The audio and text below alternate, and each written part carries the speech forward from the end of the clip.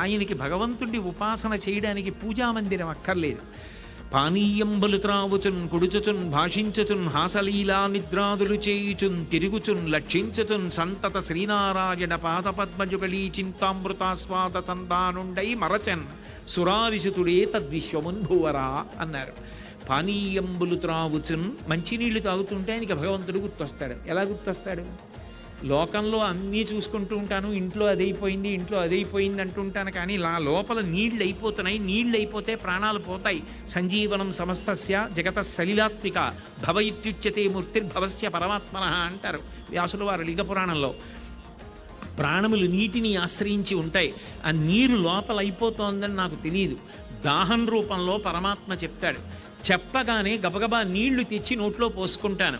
అగ్ని అయితే పైకి వెడుతుంది, నీరైతే కిందకెడుతుంది.